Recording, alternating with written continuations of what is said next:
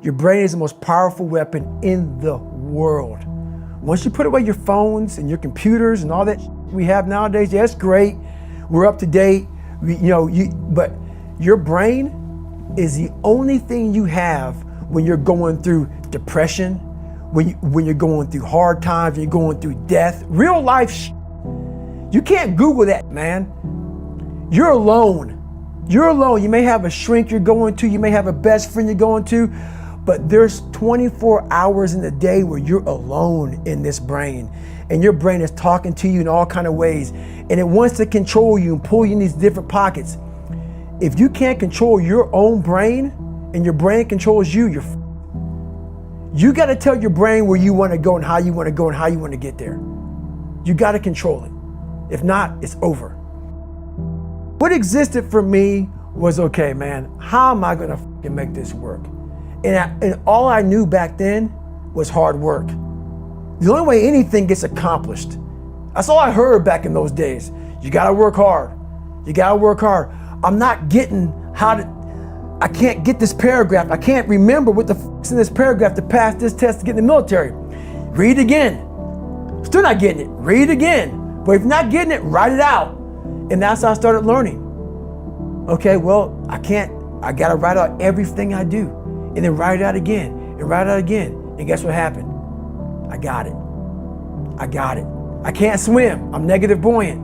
Go back again. I can't swim. Go back again. Go back again. Go back again. I got it.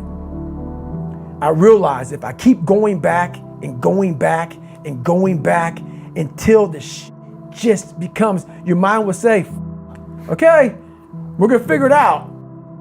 Because he is not going to stop. It's not like I'm going to try one more time. No, it's just like alarm clock goes off, boop, we're going back.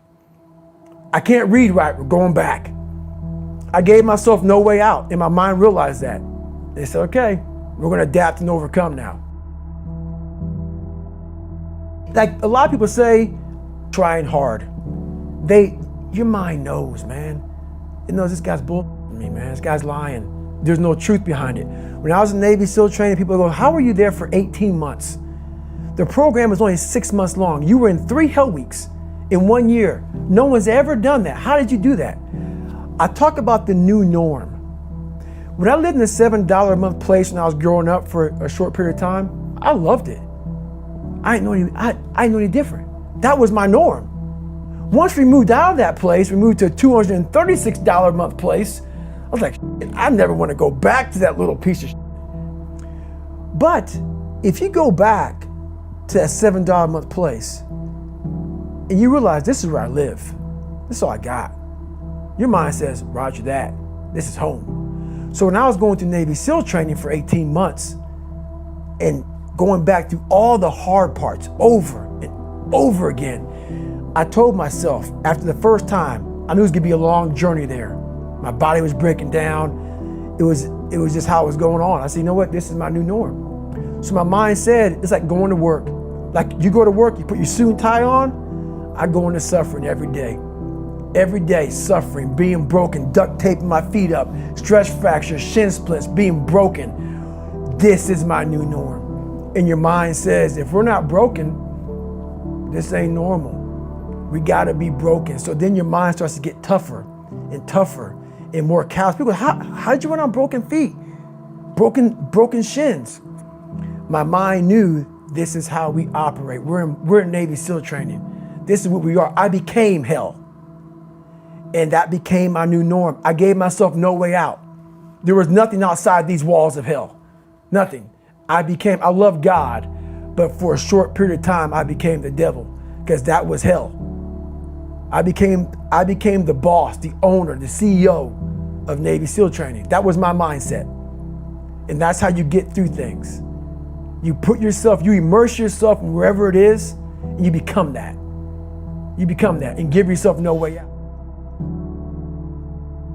When I was 297 pounds and I was fat as hell trying to be a Navy SEAL, the scariest thing in the world to me, even to this day, was that could have been the rest of my life. I thought then I was trying hard. That's the scariest thing in the world.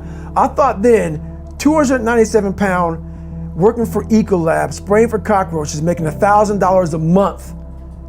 I thought that was me at my 100% potential.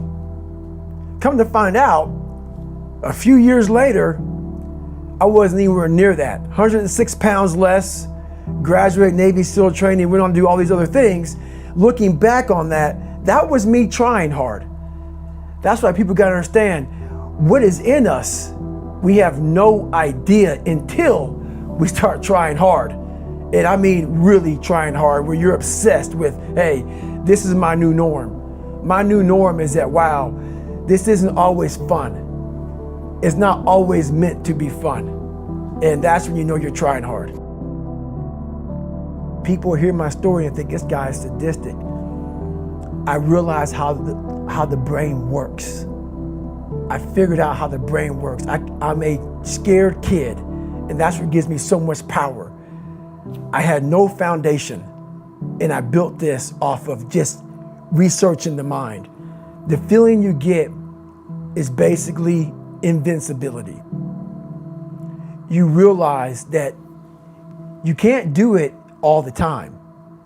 When you need to do it, I know I can go to a place that I can live in. And when you know that you can run on broken legs and you can do certain things that a lot of people can do, but they're not willing to do, this power, this sympathetic nervous system of fight or flight, and you're fighting, it gives you this charge of energy of when you're sitting there at 3:30, 4 o'clock in the morning and you're duct taping your feet up because they're broken, and you're doing it by yourself, and you're going through arguably one of the hardest training in the world.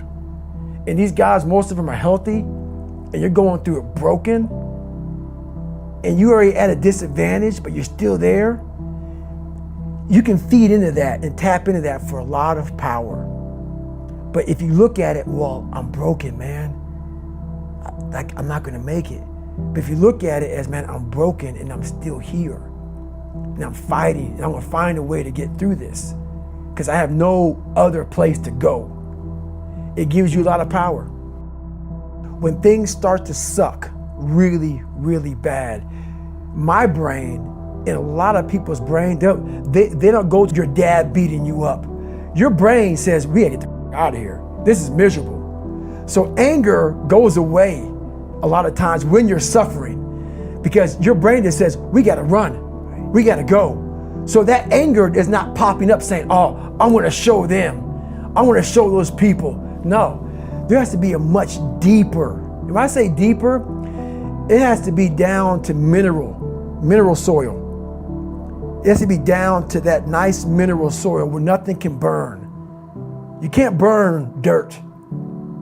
So it has to be down that low, that literally is something in you that's at the core of your soul. But you don't find it unless you spend a lot of time with what you want to be in life. I can't give that to you. Right. You can't give it to somebody. When you find your true passion in life, and my passion for me was like, oh, I want to be, I don't give a Navy SEALs, Army, I don't give a shit. I want to serve my country.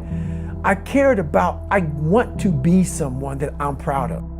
I want to look at myself in the mirror because I was so disappointed. That accountability mirror I talk about, I was so disappointed in what I saw every day. I wanted everybody to love David Goggins. And a lot of people did. I didn't love myself. But I knew a lot of us want to find peace first. So people say, man, you always talk about this suffering and pain and I'm at peace right now because I went through that. Right? You don't find peace first. If you do, Merry Christmas. More power to you. More power to you. I found peace on the opposite end of finding myself. And no one really finds themselves without going through trials, tribulations, suffering, accountability. And accountability is suffering. Being accountable every day for doing right for yourself, for the people next to you, it's miserable. It's hard. So, even the smallest details.